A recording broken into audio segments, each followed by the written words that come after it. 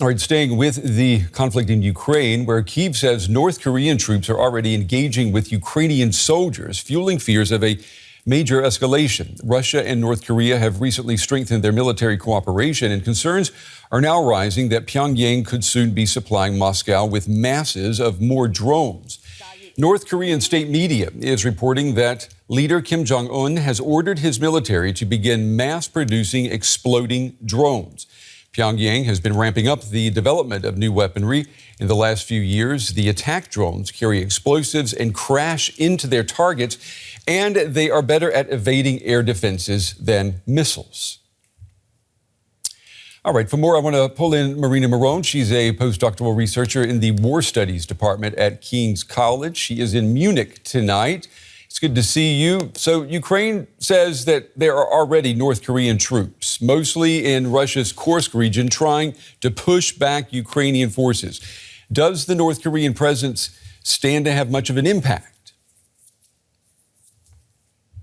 Hello, Brent. Well, the problem is that I was seeing was the potential use of North Korean troops as the language barrier and the need to train them in order for them to know how the contemporary battlefield works. I would suppose that the most sensible thing for the Russians would be to use them in the rear as to free up Russian troops, which could then in turn be sent to the Donbass. That being said, I don't think that 12,000 is a game changer in this conflict. Maybe it will offer a small battlefield advantage, but it's not going to dramatically change the situation. There are reports that the North Korean leader Kim Jong Un has called for accelerating mass production of suicide drones. What's your read on that? I mean, how do you see this move impacting the war in Ukraine?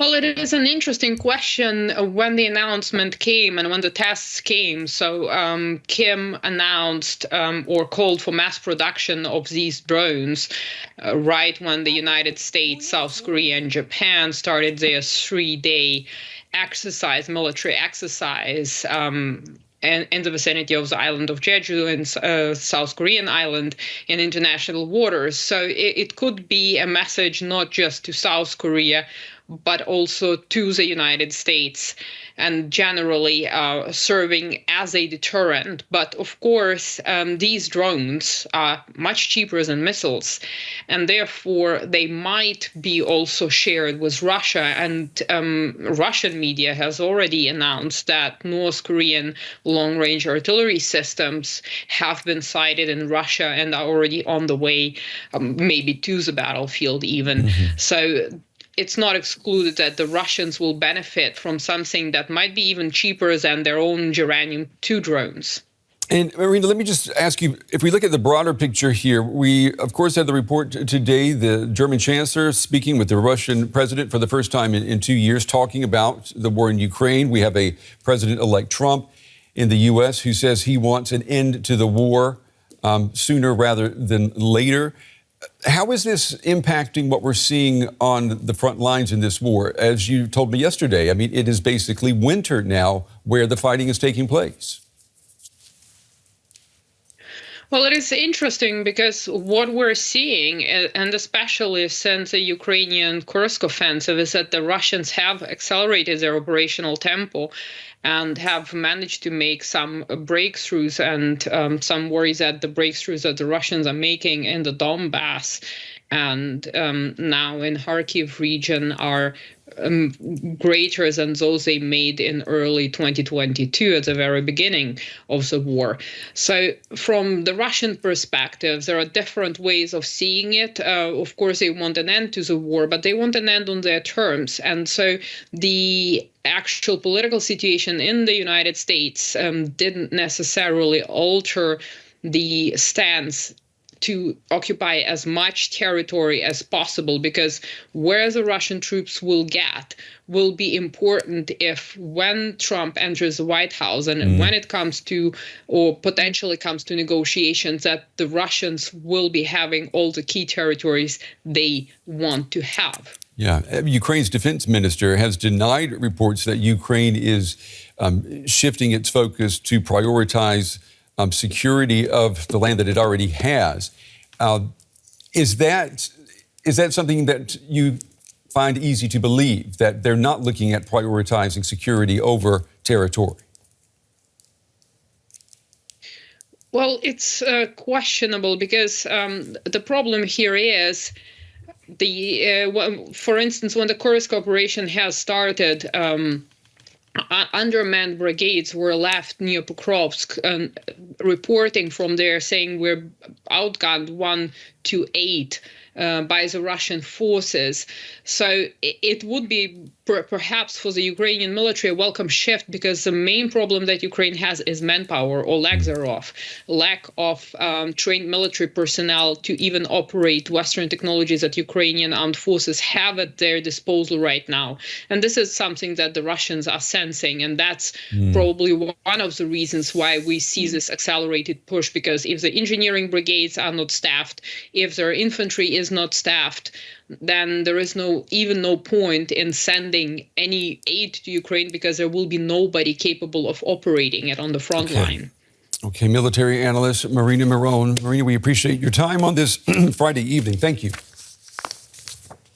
And for more on this, we are now joined by John-Nilsson Wright. He's head of the Japan and Korea's program at the Center for Geopolitics at the University of Cambridge, and joins us from London. John, I want to focus on how the strengthening military partnership between Russia and North Korea might impact the region in Asia. What do you think the implications might be for South Korea specifically? Yep. For the South Koreans themselves, I think the concern is predominantly the worry that North Korea, now that it has this new partnership with Moscow, symbolized not only by the dispatch of troops to combat, to fight in Kursk, combined with the new cooperation with the Russians, will be minded to try and develop its own strategic capabilities.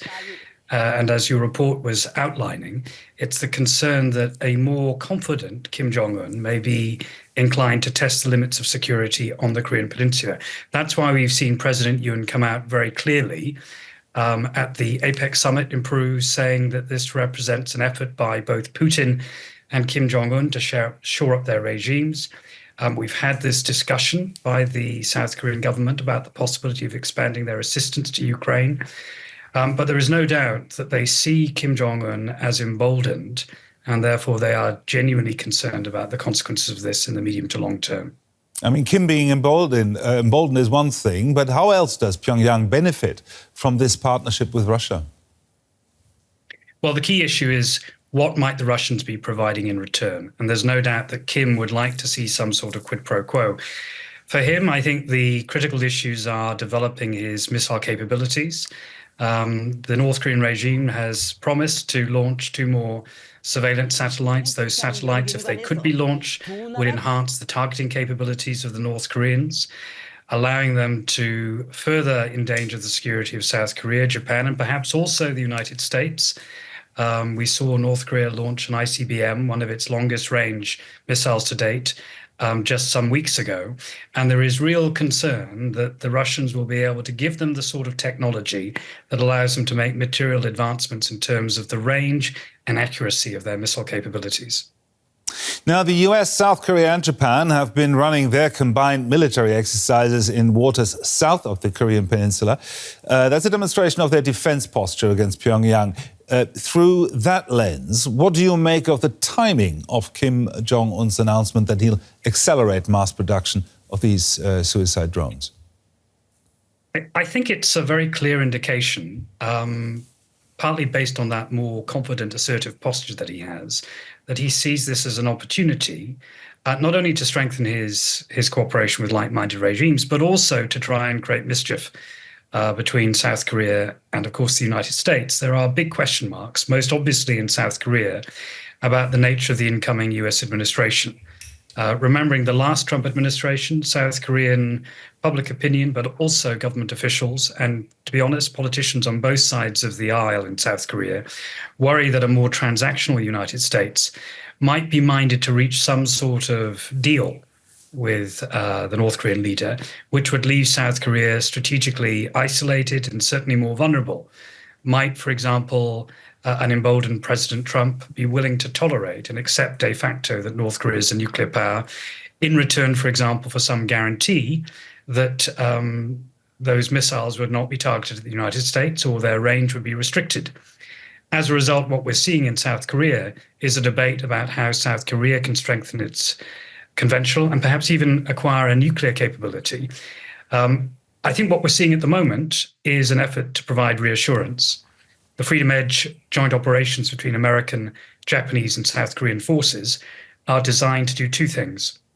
They're designed, I think, to send a signal to North Korea not to try and risk further provocations on the peninsula, either at land or at sea. But they're also designed to create more confidence on the part of South Korean public opinion that the United States is here to stay.